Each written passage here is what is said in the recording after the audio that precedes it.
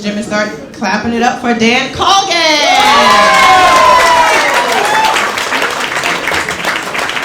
Hello, how's everybody doing? All right, so I was thinking the other day, my boyfriend and myself make the perfect 10 because he's really skinny and I round out the rest of the relationship. So I've always been a showy type of person. When I was growing up, instead of doing the Saturday morning cleaning, I would be in front of the mirror singing and dancing to Donna Summer or ABBA or the soundtrack of Xanadu. I should have known back then, but growing up Irish Catholic, we kind of repress a lot of things. So that's what happens in life, I guess.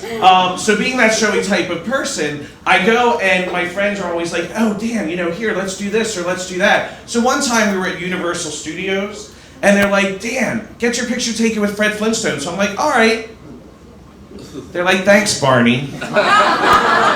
At Christmas time, I know, at Christmas time, it's really a shame. I always get to, I'm always asked to quote Hermes' quote from Rudolph the Red-Nosed Reindeer. I want to be a dentist. So yeah, it's really happy times at Christmas for me. I run a team building company and we do picture safaris and scavenger hunts. So one of the tasks that's always been in part of this before I even came on was find somebody that looks like a celebrity and get your picture taken with them. So they always stop me and say, hey, you look like Chris Farley or Philip Seymour Hoffman. So the people I'm quoted to look like are either animated or dead. What does that say about me? I'm not sure, So anyway, I live through it and I keep going through it. So being the youngest of 10 in an Irish Catholic family, we did not talk about sex. Not at all. So my parents only did it 10 times. That was it. So I got to go to Vegas one time. So my mom turns to my father and I innocently get the same gift that my mom had with asking questions but getting more of an answer than you really would want. So she's like, Dave, when did we go to Vegas the last time? He was like, oh, it was October of 1970. I start counting backwards from my birthday. I just found out where I was conceived. What every Irish Catholic boy wants to hear from their parents. So I was like, where'd you stay? So they said the frontier. So I opened the curtains to my hotel room and right there and blazing right out the window is the frontier. So I'm like, you know what, I'm gonna try my luck there because who knows, maybe I can win a jackpot.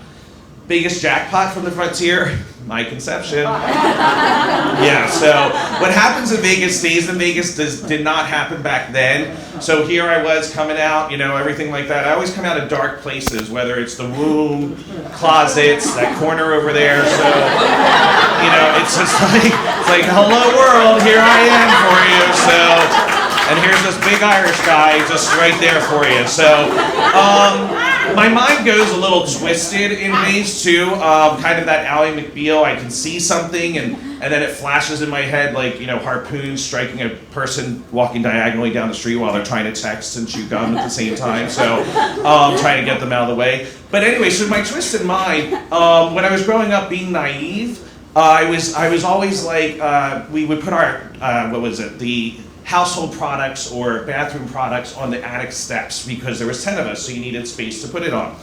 So I never noticed the box of tampons having 6 sisters. So when I finally saw it, I was like, is this a bathroom cleaner? Then I saw it had a string and I was like, it's a confetti popper, okay. So that was my revelation of what a tampon was. So, because I never really had to deal with that area down there because my mom had a C-section, so as a gay man, I'm very thankful for that I've never had to see that. So anyway, it's precious for me. And oh, by the way, today is National Pretzel Day, so happy Pretzel Day, everyone. Hope you get your twisted heart of love that's shaped like a pretzel at some point.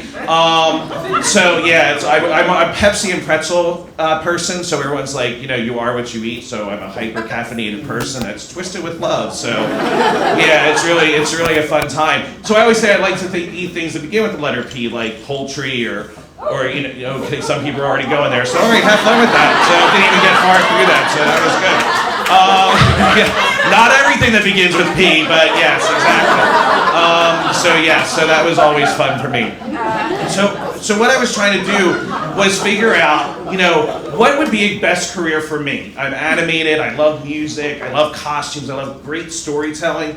I'm going to work for the Catholic Church. Best career move, yeah. And I have to dispel the assumption that, the priest hit on every altar boy. I have many friends who are priests, they never hit on me.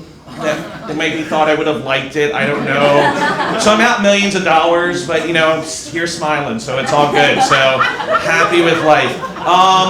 So anyway, so you know, getting to work for the church, I just, you know, as I said, my mind was a little crazy. I'll tell you one story. When I went on my only date with a girl, and scarily it goes back to a tampon story, she told me how she had her period for 30 days.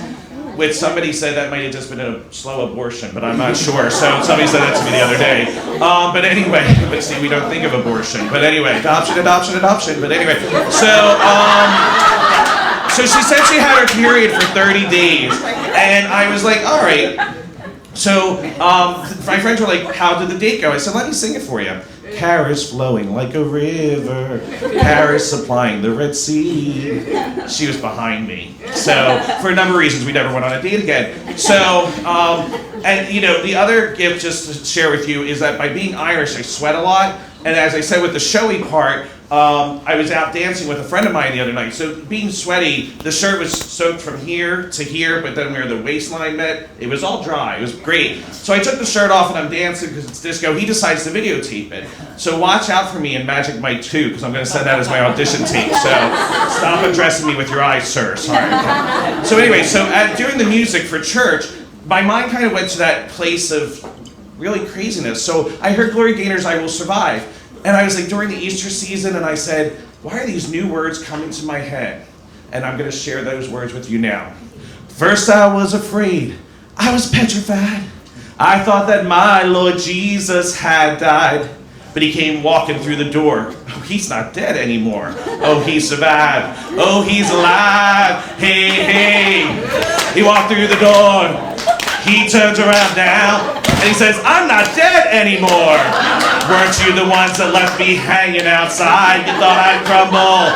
You thought I'd lay my head and die. Oh, no, not I will survive. Oh, as long as I've got love to give, I know I'll be alive. I've got all my love to give. I've got all your life to live. I will survive. I am alive. Hey, hey. Thank you. Good night, world.